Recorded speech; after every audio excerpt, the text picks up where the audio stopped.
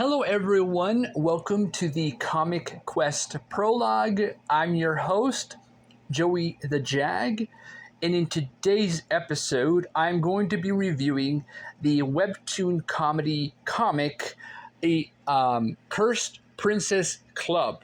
This is a comic that is created by the writer-author Lam Cat. And so I'm not going to give too much spoiler in this review. I'm going to give you like an idea of it, give you some context of it, and just give you my final thoughts on it, because I don't want to drag too long in explaining a bunch of stuff, because I felt like the last review I did, it just was a lot of stuff to like digest, right? So I'm going to go ahead and start the review. This is a thing I'm doing in preparing for the upcoming 2025 Webtoon contest, Webcomics Legends. And so I wanted to do these videos because they are part of the FAQ questions that are answered in the competition on what have Webtoons done in contests and how popular or how good they are in representation of finding artists through contests. And so that is why I started doing these videos, because I want to not only understand the format of Webtoon, but understand what it is that made these comics popular and how I could find my own niche and my own style to implement it in the Webtoon style. And hopefully you out there watching this and hearing this out understands that if you want to do that, it's important for you to sort of do your research. And that's why I'm doing these videos, to help you out there for you making your very own Webtoon comic. And in this way, in this case, you can basically get a better insight into how to do a Webtoon comic by this way. I'm not spoiling it. Again, if you want to read the comic yourself, you can go over to Webtoons and check out the Cursed Princess Club. Now, this whole thing has a lot of engagement, let's say that. And the one thing I found about this particular web comic is that I feel like the last review I did had a little bit more views and a little bit more subscribers than this web comic. And so the views on this web comic has 287.5 million views. And the subscriber count is 2.3 million subs. It's got 9.81 star ratings.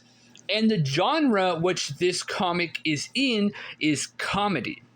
It's got 180 super likes. Now, the other thing I am going to let you all know is that this Webtoon comic did enter a contest. The only thing is, it did not even go through the first round. And because of that, it was that there were editors that were part of the Webtoon team back when this was made.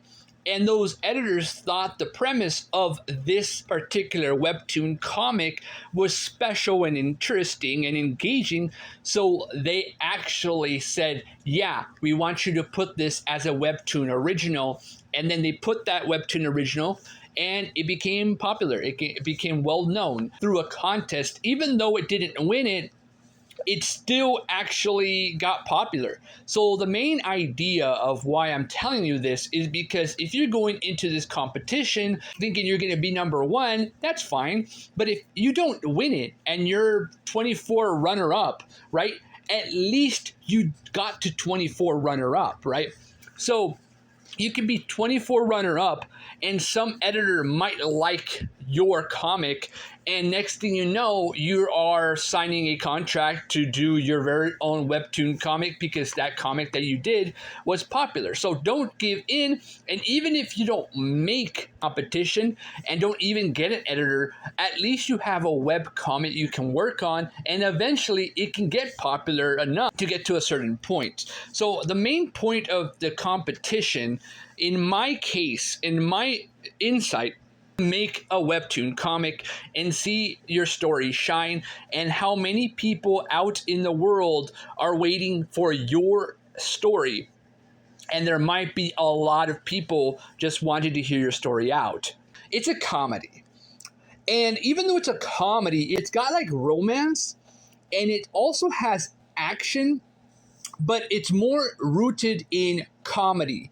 Like the witty dialogues in the story, like the way that characters present themselves in like a way that's really, really interesting. So basically, how Princess Cursed or Cursed Princess Club works is that it's this vibrant and imaginative webtoon that basically flips the traditional fairy tale on its head.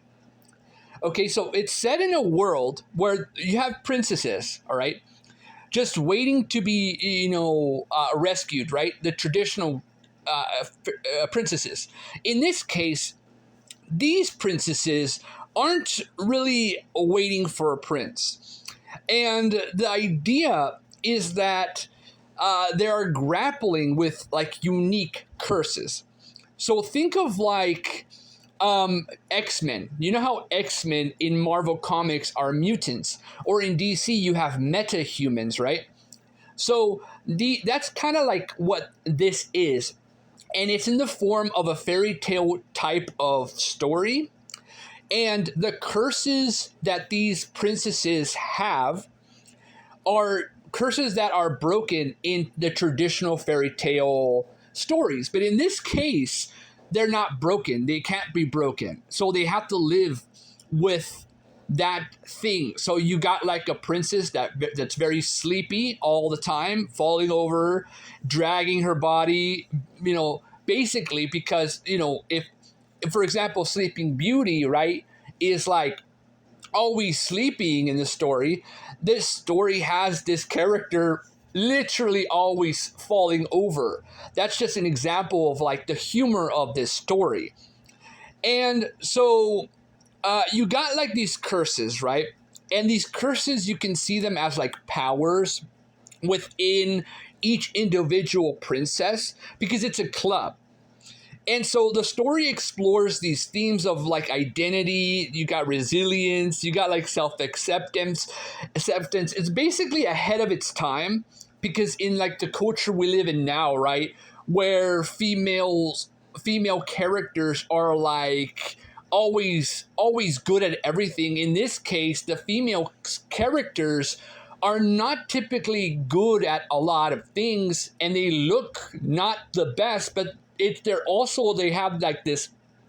So yeah, they have like internal problems and also external problems. Like they can't function in society because the way they function isn't the right way as how we would see a person function, right? You got like a princess that transforms into like a creature, for example, or like a creature, right? And she can't stop from transforming. Basically, it's like the Hulk, a type of scenario where Bruce Banner doesn't like to become the Hulk because the Hulk, when Hulk takes over, Hulk is in charge, right?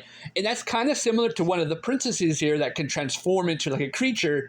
And that's sort of what I'm trying to get at when it comes to like these type of curses. They're like powers or abilities that they are given, that they are using to help others and overcome obstacles and the whole political dynamic. Because again, this is still like a fairy tale type of story, all right?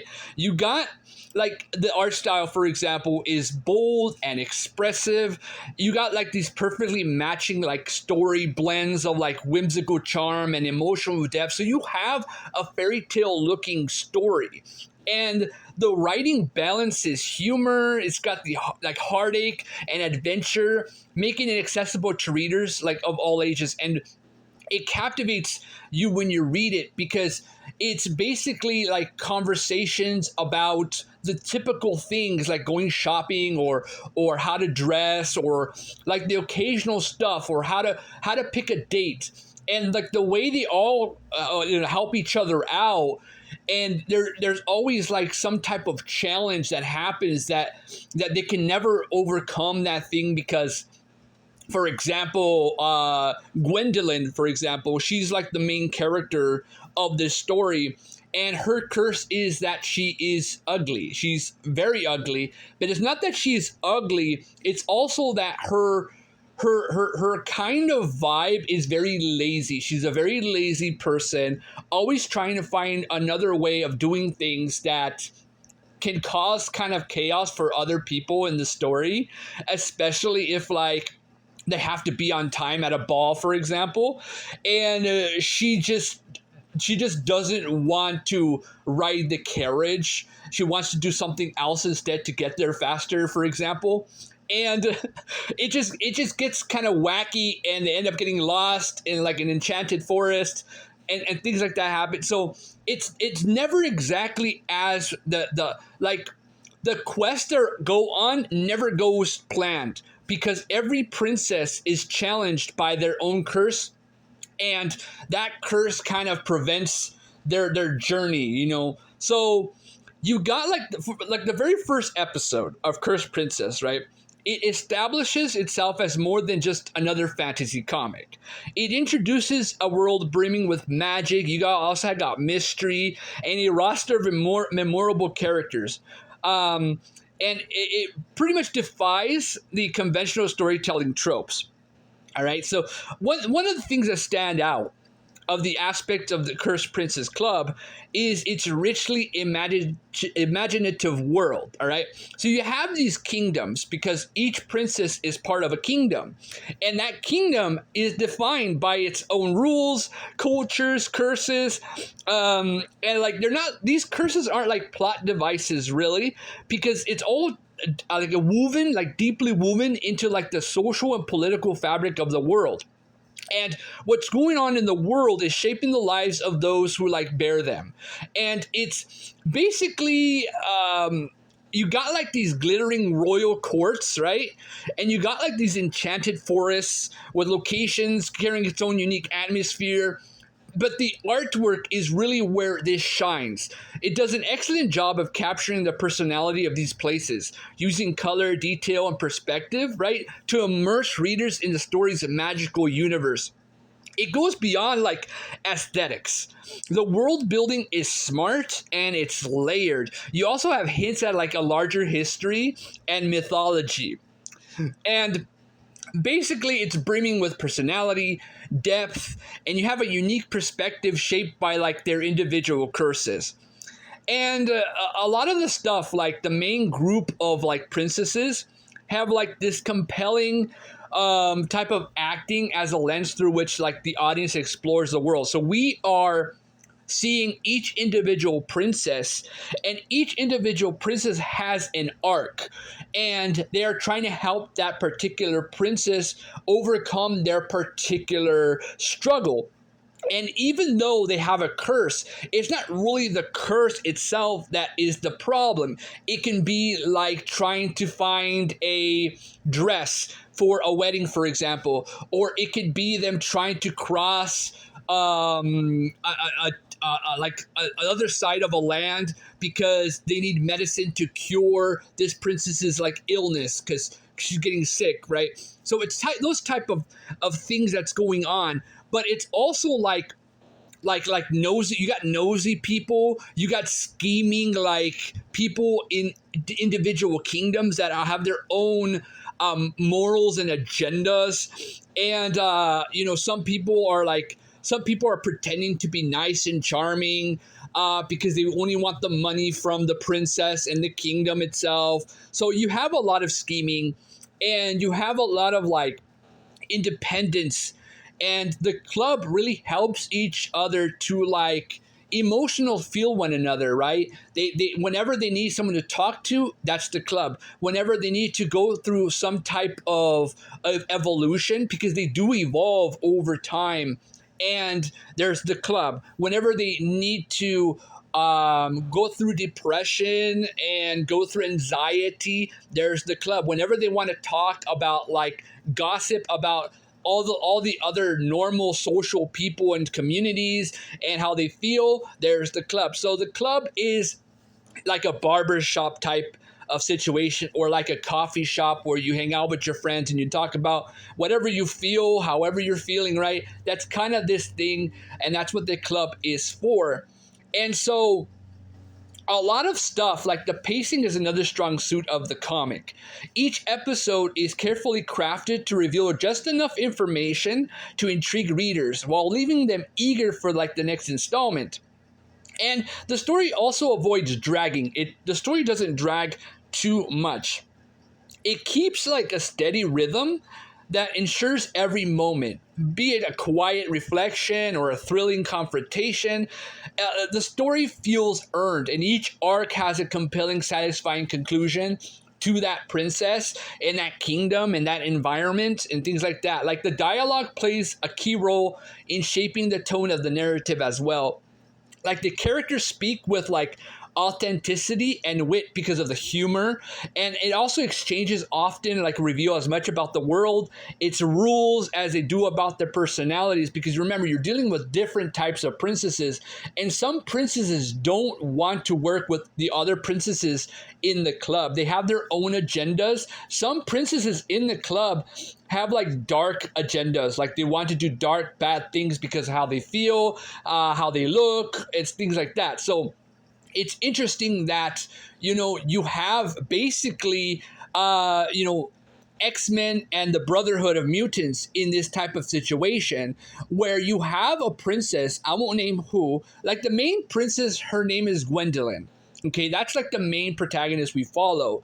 And the other princess, I'm not going to name who that is, but there's another princess in the club that is against what she is trying to do, because this other princess has her own thing. Like, why should the good-looking people have everything? I should have it all, and we should band together to take over the kingdoms and rule it as how we see fit. So you have in that capacity the X-Men versus the Brotherhood of Evil in reference to Charles Xavier and Magneto. There is that type of dynamic in this story as well. And you'll see that when you read the story. And you got, the visual storytelling further enhances the narrative as well. The subtle visual cues and dynamic layouts add layers to the plot, allowing readers to pick up on the details that words might not explicitly convey. The combination of art and writing ensures the story flows effortlessly, right? And creating a seamless reading experience. It does it so well. And each character is uniquely designed, reflecting like their personalities and in many cases the nature of their curses. The attention to detail in their costumes, gestures, and facial expressions adds layers of storytelling that words alone cannot achieve. It's very funny, like the way they look, the way they walk, the way they do their things. It's very, very funny. And it also has a lot of action, and it has a lot of romance too, but the romance is cut off because of like the stuff that happens. Like a lot of stuff happens, like there's like a dance that just doesn't go according to plan, things like that, things of that nature. Okay, so and the color is particularly noteworthy, the story, because you got these bright, vibrant palettes to dominate happy or lighthearted scenes, but you also have like darker tones which emphasize moments of tension or despair.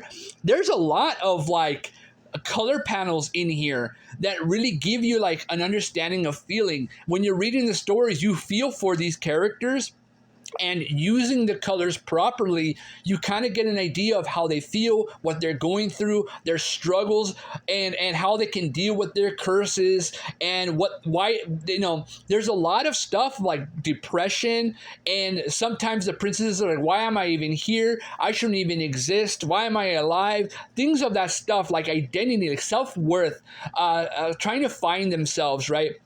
And you have the club that's like each of them trying to know you do matter. You do matter to the world. You are important. Look at the things you can do. Look at how you can live. You can be a better person. And all you have to do is try and move forward. And it's relatable because sometimes we all feel like angry or upset at something, or we want to be serious, or we want to be happy, or things like that.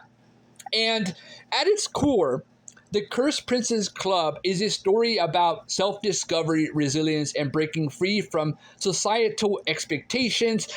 Again, you got the curses that afflict the princesses that aren't just magical afflictions. It's not. They symbolize the burdens, right? They symbolize the limitations and inner struggles that everyone faces at some point in life. It's very relatable in that case. And the journeys, the characters learn that their perceived flaws are not what define them. Rather, it's their strength, kindness, and ability to overcome adversity that shapes who they are. The comic also explores the themes of perception and the pressure to conform. And the princesses, each burdened with a curse, are often seen as imperfect by others, making them feel isolated and rejected.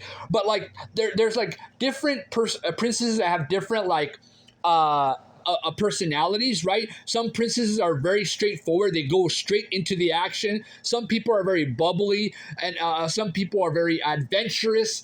Some princesses are very like shy and scared to come out because of how they look or how they feel. So it's interesting because they all work together in a cool way to help one another.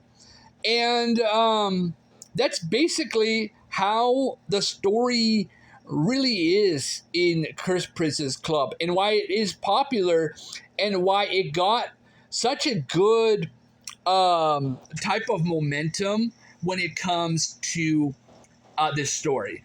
And I really also like the feeling of this story because even though it's not like my favorite story, it does have some type of like slapstick humor, but the slapstick humor is earned. It doesn't really have so much of like stoppage. You just keep reading and reading and reading, and you get invested in the characters and the story, and it just has something that gives you back when you read it, and you get attached to the princesses.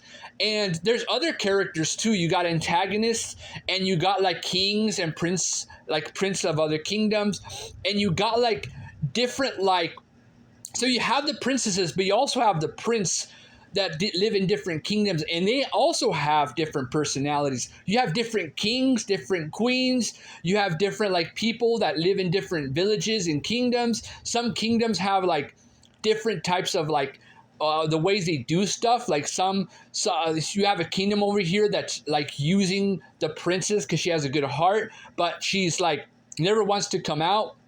Things like that. So that's basically like the kind of vibe you're getting with each arc, each saga, each character, each moment.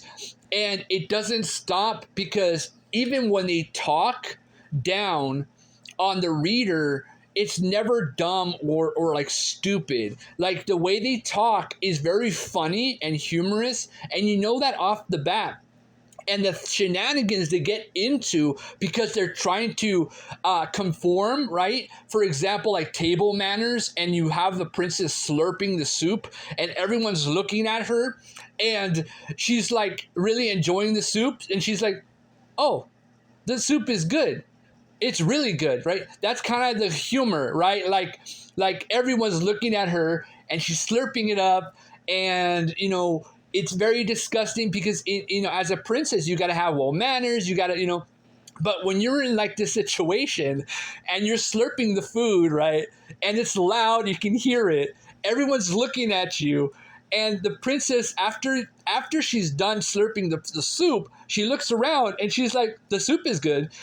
Very humor like that. Like, yeah, we know you liking the soup. We can hear you, but in her mind, she's not aware that she's slurping. In her mind, she's eating normal, but to everyone else, she's literally like eating the food, like putting her face in the food and slurping up the food, right?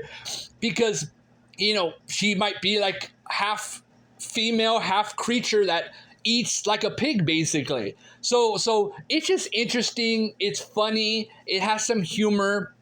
And that's kind of like the gag jokes in the story.